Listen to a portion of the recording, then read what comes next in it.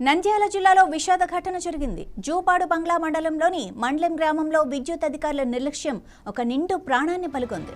ట్రాన్స్ఫార్మర్పై పనిచేస్తున్న రాజా షేక్ అనే 28 ఏళ్ల కార్మికుడు కరెంటు షాక్ గురై దుర్మరణం చెందాడు.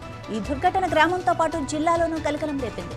రాజా షేక్ ను కోల్కతాకు చెందిన వ్యక్తిగా గుర్తించారు. విద్యుత్ ట్రాన్స్ఫార్మర్ వద్ద మరమ్మతులు చేస్తుండగా ఈ ప్రమాదం జరిగింది.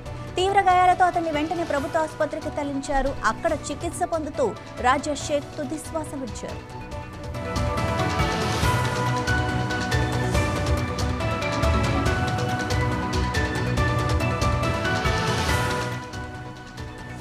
విద్యుత్ అధికారుల నిర్లక్ష్యం వల్లే ఈ ఘటన జరిగిందని తోటి కార్మికులు, స్థానికులు ఆరోపించారు.